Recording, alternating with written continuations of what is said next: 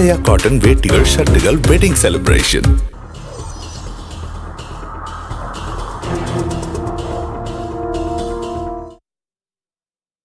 புதிய கோணத்தில் நம்ம எடுத்திருக்கக்கூடிய நடுப்பக்க கட்டுரை அருஞ்சொல்ல வந்திருக்கிறது. எழுத்தாளர் சமஸ் எழுதியிருக்கிறார். இந்த கட்டுரையினுடைய சாரம் என்ன அப்படின்னா, மோடிக்கு வலு சேர்ப்பது ராமர் கோயில் அல்ல, சாலைகளே. இதுதான் அதனுடைய சாரமாக இருக்கிறது. இது பற்றி தான் நம்ம பேச இருக்கிறோம். எழுத்தாளர் ஸ்ரீதர் சுப்பிரமணியம் அவர்களை உங்களுக்கு அறிமுகம் செய்து கொடுக்கிறேன். வணக்கம் சுப்பிரமணியம். இந்த கட்டுரை சமஸ் அவர்கள் வட மாநிலங்களுக்கெல்லாம் பயணம் செய்து அங்க இருக்கிற மக்களிடம் உரையாடி ஒரு தகவல், ஒரு கருத்துக்கு இந்த கட்டுரை எழுதியிருக்கிறார்.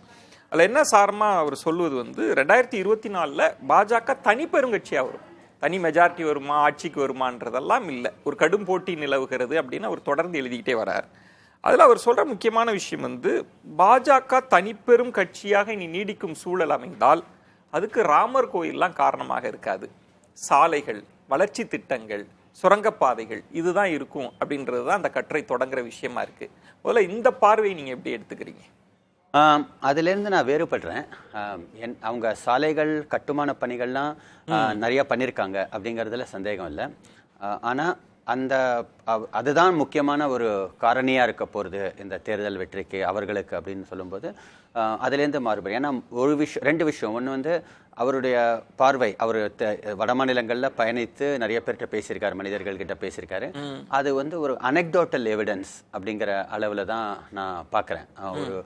நீங்கள் ஒரு விஷயத்த சொல்லும்போது எங்கள் பக்கத்து வீட்டுக்காரருக்கு இது வந்துச்சு, அதனால இது உலகம் ஃபுல்லாக அப்படிதான் அப்படிங்கிற. நான் ஒரு பெரியவரை சந்தித்தேன், அவர் இப்படி சொன்னார். ஒரு பாஜக ஆதரவாளரை சந்திச்சேன், அவர் இப்படி ஒரு கருத்து தெரிவித்தார், அப்படிதான் இருக்கு. அது ஒரு தேசிய அளவிலான ஒரு மூடை நம்மளுக்கு ஒரு கொடுக்க முடியாது. நீங்க ஒரு சர்வே நடத்தினேன் அப்படின்னும் போது அது வேற ஒரு கோணத்துல வருது. ஸோ இப்போ ஒரு 2 மாசம், போன மாசம் ஏப்ரல்ல ஹிந்து நாளிதழும் அப்புறம் சிஎஸ்டிஎஸ் லோக்நீதி இவங்க சேர்ந்து ஒரு சர்வே நடத்தியிருக்காங்க ஏப்ரல்ல ஃபர்ஸ்ட் வீக்ல. இந்தியா ஃபுல்லா கிட்டத்தட்ட 19 மாநிலங்கள்ல 10,000க்கும் அதிகமானவர்களை சந்திச்சு அது ரொம்ப ஸ்ட்ரக்சர்டா ஒரு சர்வே ஃபார்ம் மூலமா ஒரு ஸ்டாட்டிஸ்டிக்கலா அதை நடத்தியிருக்காங்க. கிட்டத்தட்ட 100 பார்லிமெண்ட்ரி நாடாளுமன்ற தொகுதிகளில் இந்த சர்வே நடந்திருக்கு. அதில் அவங்க சொல்றது இந்த சாலைகளோ இல்லை இன்ஃப்ராஸ்ட்ரக்சரோ இல்லை, அதுலேயும் பாஜகவிற்கு முன்னிலை இருக்குங்கிற மாதிரி தான் சொல்லியிருக்காங்க. ஆனால் அதில் அவங்க சொல்றது 2 காரணிகள் முக்கியமானதாக இருக்க போகிறது. பாஜகவிற்கு கிடைக்கிற ஒரு முன்னிலை 2 காரணங்கள் இருக்க போகிறது. ஒன்று மோடி அப்படிங்கிற தலைமைக்கு இருக்கிற ஒரு பிம்பம், ஒரு வசீகரம். ரெண்டாவது ராமர் கோயில் கட்டினது. அதை ஒரு முக்கியமான சாதனையாக மக்கள் பார்க்கிறார்கள் அப்படிங்கிறத. இத்தனைக்கும் அந்த சர்வேல என்ன சொல்றாங்கன்னா, பொருளாதார பிரச்சனையில இருக்கு, விலைவாசி உயர்வு இருக்கு, வேலையில்லா திண்டாட்டம் இருக்கு அப்படின்னு எல்லா மக்களையும் ஒத்துக்கிறாங்க. மக்களை அதுல கஷ்டப்படுறவங்களும் இருக்காங்க. ஆனா அதையும் மீறி அவர்கள் பாஜகவிற்கு ஆதரவளிக்கும் ஒரு நிலைக்கு இருக்காங்க. அதற்கு முக்கிய காரணமா இந்த 2 ஃபேக்டர்ஸ், ராமர் கோயில் மற்றும் மோடிங்கிற ஒரு தலைமை இருக்கிற வசதி. இப்போ நீங்க சொல்லுவது இது மாதிரியான கருத்துருவாக்கங்கள், கருத்து கணிப்பு கருத்துக்கள்லாம் தேர்தலுக்கு முன்பு அப்படி ஒரு கருத்து இருந்தது.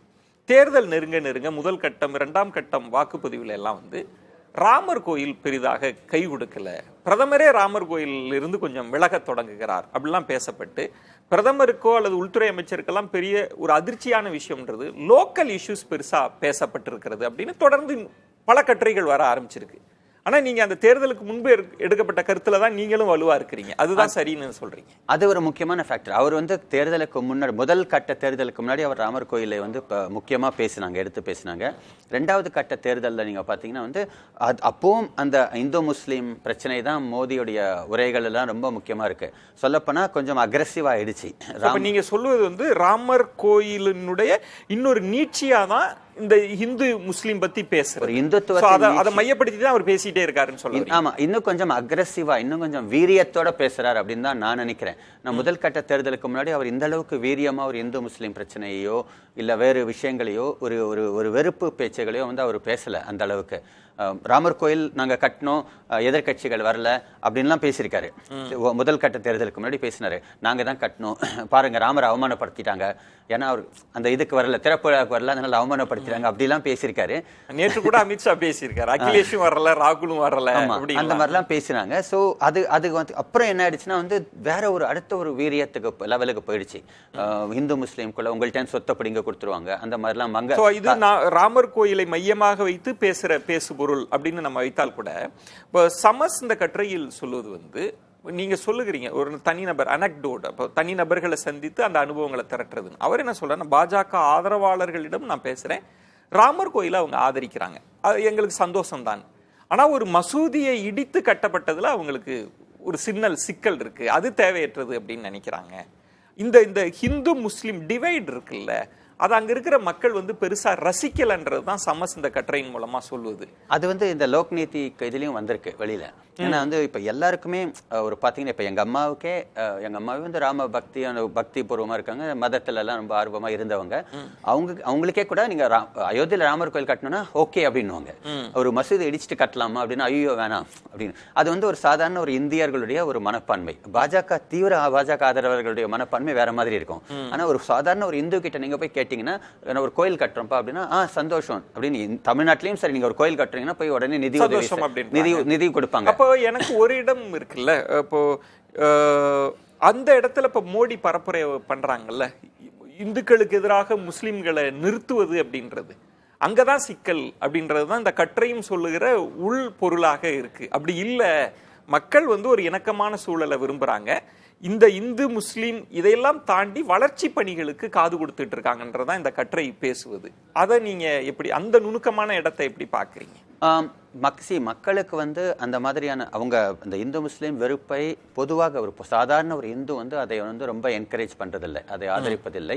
ஆனா வந்து இவர்கள் பாஜக இந்த ஒரு கடந்த ஒரு 2 கட்ட தேர்தல் சமயத்துல பிரச்சாரத்தை அவங்க வேற மாதிரி கொண்டு போயிட்டாங்க.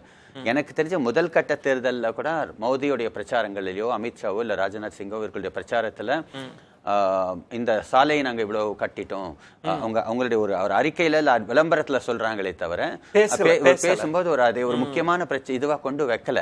மக்கள் அதை தான் ஆதரிக்கிறாங்கன்னு தெரிஞ்சதுன்னா, இப்ப சமஸுக்கு தெரிஞ்ச விஷயம் கண்டிப்பா பாஜகவுக்கு தெரிஞ்சிருக்கும். அவங்களும் இந்த மாதிரி ஒரு சர்வே நடத்தி எல்லாம் இன்ஃபர்மேஷன் கேதர் பண்ணி தான் அதை பேஸ் பண்ணி தான் அவங்க பேசியிருப்பாங்க. அவங்க அதை பத்தி யாருமே பேசணும். அவங்களுக்கு வர ரிப்போர்ட்ஸ்ன்றது வந்து ராமர் கோயில் இந்து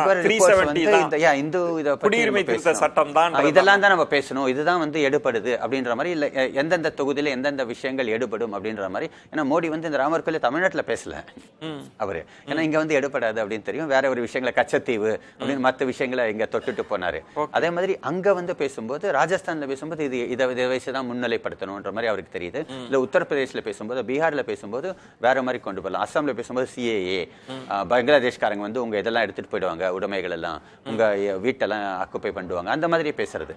சோ எந்த ஏரியால எங்கேயுமே வந்து பேசும்போது நாங்க இதை பண்ணோம், இவ்வளவு சாலைகளை கட்டினோம், ஏர்போர்ட் எல்லாம் வந்து 2 மடங்கு ஆக்கினோம், விமான நிலையங்களை அப்படின்ற மாதிரி பேச்சு வந்து எங்கேயும் வந்த மாதிரி தெரியல. சோ இப்போ கட்டுரை வந்து புரிந்து கொள்ளல வந்து பாஜக வேறொன்றாக புரிந்திருக்கிறது, கட்டுரையாளர் சமஸ் வேறொன்றாக புரிஞ்சுக்கிறாரு அப்படிதான் நான் நினைக்கிறேன். ஆமா. ஓஹோ. இதுல பலருமே இந்த கட்டுரைக்கு வலு சேர்ப்பது போல பலர் சொன்னது வந்து ராமர் கோயில் அதற்கான அறுவடை தேர்தல் கால ஆதாய பலனை அவங்க முழுசா அறுவடை செஞ்சுட்டாங்க, இனி செய்யறதுக்கு ஒண்ணும் இல்ல அப்படின்ற ஒரு கோணத்தை முன் வச்சாங்க. அதனாலதான் ராமர் கோயில பெருசா போக்கஸ் பண்ணலன்னு.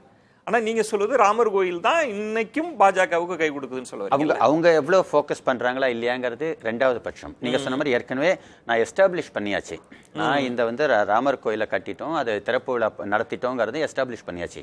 அந்த போட்டோ வீடியோஸ் எல்லாம் வந்து இந்தியா ஃபுல்லா பரவிருச்சு.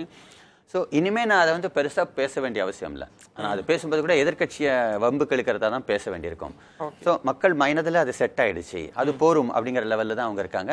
அதை அடுத்த கட்டத்துக்கு நான் வேற ஏதாவது லெவலில் கொண்டு போய் பேசலாம் அப்படிங்கிற மாதிரி தான் தோணுது. அடுத்தது மோடி அப்படிங்கிற ஒரு இது. இப்போ கூட ரீசெண்டாக அவங்க ஒரு தலைவர் பேசும்போது கூட அவங்க யாருமே இல்லை. இவர் அமித்ஷா பேசும்போது அங்கே யார் பிரதம மந்திரி வேட்பாளர் யாருப்பா சொல்லுங்கப்பா யார் வரப்போறீங்க, இந்த மாதிரிலாம் வந்து கேட்டேன். ஸோ அங்கேயும் எதிர்க்கட்சிகளின் பலவீனத்தை சுட்டி காட்டுவது, இந்துத்துவ பெருமிதங்களை பேசுவது, பலவீனத்தை சுட்டிக்காட்டி அதன் மூலமா மோடியை முன்னிலை. அவங்க சொல்றதுடைய பின்னணி அர்த்தம் என்ன, சொல்ல வந்த விஷயம் என்ன, பார்ப்ப மோடி இருக்காரு எங்க சைடு, அவர் ஒரு தலைவர், அவர் ஒரு முக்கியமான தலைவர், பிரதம வேட்பாளர் அவர் தான் அப்படின்னு வந்து நாங்க சொல்றோம். அவங்க சொல்லலை, ஏன்னா அவங்க கிட்ட சொல்ற மாதிரி யாருமே தகுதிகள் வரல. இப்ப கற்றையில சொல்லுவது வந்து சாலைகள், அவங்க வந்து பெரிய சாலைகள், சுரங்கப்பாதைகள் அதை வந்து திறந்து வச்சிருக்கிறாங்க. அதை வந்து பாஜக ஆதரவாளர்களே பெருசா பேசுறாங்கன்னு. இது இந்த கட்டுரையின் மூலம் அவர் கடத்த விரும்பி இருப்பது, சொல்ல வருவது அப்படின்றது மோடி தலைமையோ அல்ல இந்துத்துவ கோட்பாடுகளுக்கோ மக்கள் காது கொடுக்கல. இந்த விஷயத்தை அட்ரஸ் பண்ணாங்க, நான் ஆதரிக்கிறேன் அப்படின்னு சொல்வதன் மூலமாக என்ன சொல்றாருன்னா, லோக்கல் இஷ்யூ தான் இந்த தேர்தலில் டாமினண்டா இருக்க போகுது அப்படின்னு. அதுல வந்து ஒரு தேசியவாதம், ஒற்றை புள்ளியில வந்து மோடியினுடைய லீடர்ஷிப்போ ராமர் கோயிலோ இல்லைன்றது தான் இது சொல்ல வருவது. ஆனா நீங்க அதுக்கு மாறுபடுறீங்க, அப்படி இல்லை அப்படின்னு சொல்ல. அப்படி இல்லைன்னு நினைக்கிறேன். கண்டிப்பா லோக்கல் இஷ்யூஸ் சில தொகுதிகளில் சில மாநிலங்கள்ல முக்கிய பிரச்சனையாகும் அப்படின்னு தான் நான் எதிர்பார்க்கிறேன். இப்போ நீங்க ஒரு பீகார்லயோ இல்ல உத்தரப்பிரதேசத்திலயோ வளர்ச்சிகள், விலைவாசி உயர்வு, இந்த மாதிரி விஷயங்கள் கொஞ்சம் பாதிக்கும். அப்படி லோக்கல், இப்ப இந்த கட்டுரையின்படி நம்ம எடுத்து பார்த்தோம்னா லோக்கல் இஷ்யூ தான் பேசு பொருள். ராமர் கோயிலோ அல்லது குடியுரிமை திருத்த சட்டமோ 370 இல்லை அப்படின்னா அது பாஜகவுக்கு ஒரு நெருக்கடியாக மாறுற சூழல். பாஜக இப்ப 2019 பெற்ற எண்ணிக்கைகளை இந்த தேர்தலில் பெறாமல் அவரே சொல்றாரு தனிப்பெரும் கட்சியாக வந்து அது அவர்களுக்கு ஒரு பின்னடைவு தான் இல்லையா. அவங்க 400க்கு மேலன்ற மாதிரி தான் அவங்க பிம்பப்படுத்தினாங்க முன்னாடி. 400 பார், அப்கி பார் 400 பார்.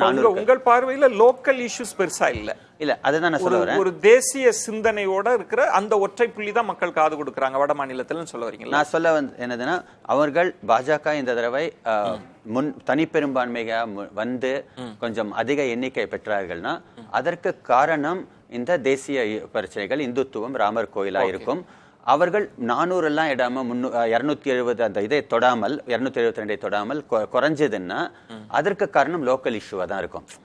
அவர்கள் எதிர்பார்த்த அளவுக்கான ஒரு பெரிய பிரம்மாண்ட வெற்றி கிடைக்காமல் போனால், வெற்றி கிடைக்கும் ஆனால் அந்த அளவுக்கு பிரம்மாண்ட வெற்றி கிடைக்காமல் போனால் அதற்கு லோக்கல் இஷ்யூஸ் தான் காரணமாக இருக்கும். ஸோ ரெண்டுமே வந்து கிடைச்ச ஒரு புஷ்ஷுக்கு காரணம் நேஷனல் இஷ்யூஸ். ஒருவேளை அந்த நீரோட்டத்துக்கு மக்கள் போயிட்டாங்க அப்படின்னா 400+ இருக்கலாம். ஆமா, இந்த கற்றை பேசுற விஷயத்திற்குள் லோக்கல் இஷ்யூ தான் அப்படின்னா வந்து போட்டி கடுமையா இருக்கும். தனிப்பெரும் கட்சியாக தான் வருவதற்கான அப்படிதான் வாய்ப்பு இருக்குன்னு வந்து நான் எதிர்பார்க்கிறேன் அந்த மாதிரி. ஸோ ஆனா 400 கொஞ்சம் அவர் ஆச்சரியமாகவும் கொஞ்சம் அதிர்ச்சியாகவும் தான் இருக்கும். 400 தொட்டார்கள் என்றால் அது கொஞ்சம் கூட்டணியாக அவர்கள் 400 போட்டியிடல நினைக்கிறேன். அவங்க 412. அதாவது முதல்ல சுட்டி காட்டுறார், அதிக இடங்கள்ல போட்டியிடுவதே அவங்களுக்கு ஒரு சாதகமான அம்சம் சூழ்நிலையா தான் இருக்கு. இப்போ இந்த சாலைகள் பற்றியே இந்த கட்டுரை அதிகமா பேசுறதுனால, இப்போ புல்லட் ட்ரெயினை திறந்து வைத்ததா இருக்கலாம், சாலைகளை திறந்து வைக்கிறதா இருக்கலாம், மோடி அவர்கள் தான் கொடியசைச்சு திறந்து வைப்பார். அது இங்கெல்லாம் விமர்சனமா பார்க்கப்பட்டது. ஆனா அங்கு வந்து அந்த சாலைகள்ல பயணிக்கக்கூடிய மக்களுக்கு மோடியின் முகம் நினைவா இருக்கு. அதை வந்து ஒரு உத்தியாகவே மோடி கடைபிடிச்சிருக்கிறார், அதுல வெற்றியும் பெற்றிருக்கிறார். அப்படின்றப்போ இந்த வளர்ச்சி திட்டங்கள் எந்த அளவுக்கு பாஜக அரசுக்கு கை கொடுக்கும்னு நினைக்கிறீங்க? பாஜகவுக்கு பாஜக ஆதரவாளர்கள் மத்தியில, அதாவது வந்து வலதுசாரி ஆதரவாளர்கள் மத்தியில் அது கண்டிப்பா கை கொடுக்கும். ஏன்னா பாஜக செஞ்சதுல பெரிய ஆச்சரியம் இல்லை. ஒரு ரைட் விங் லெஃப்ட் விங் சொல்லுவோம், வலதுசாரி இடதுசாரி கட்சி கொள்கைகள்ல வலதுசாரி எப்பவுமே வந்து இந்த மாதிரியான ஒரு கட்டமைப்பு பணிகள்ல, இன்ஃப்ராஸ்ட்ரக்சர்ல தான் கவனம் செலுத்திருக்காங்க. அதுதான் அவங்களுடைய ஃபோக்கஸா இருந்திருக்கு. இடதுசாரி வரும்போது வெல்ஃபேர் அதுல கவனம் செலுத்துவாங்க. இப்ப முன்னாடியே வாஜ்பாய் ஆட்சியில கூட வந்து தங்க நாற்கர திட்டம் சொல்லி அதெல்லாம் கொண்டு வந்து முன்னிலைப்படுத்தினாங்க. அதுதான் இங்கேயும் நடக்குது. ஸோ அது பாஜக ஆதரவாளர்கள் மத்தியில் அது ஒரு தெளிவா இந்த மாதிரிலாம் பண்ணிட்டாங்க. நம்ம எதிர்பார்த்ததை, நம்ம விரும்புறதை இந்த ஆட்சி செய்யுது அப்படிங்கிற மாதிரியான ஒரு பிம்பம் வந்து அவர்களுக்கு கை கொடுக்கும். பொறுத்து பார்க்கலாம். லோக்கல் இஷ்யூஸ் வந்து பெரிதாக மக்கள் அதுக்கு கவனத்தை கொடுக்க போறாங்களா, அல்லது இந்துத்துவ பெருமித விழுமியங்களுக்கு காது கொடுக்க போறாங்களான்றலாம் பொறுத்து பார்க்கலாம். நன்றி ஸ்ரீதர். தேங்க்யூ. Happy wedding, என்றும் trending. Happy wedding. ஆலயா காட்டன் வேட்டிகள், ஷர்ட்டுகள், வெட்டிங் செலிப்ரேஷன்.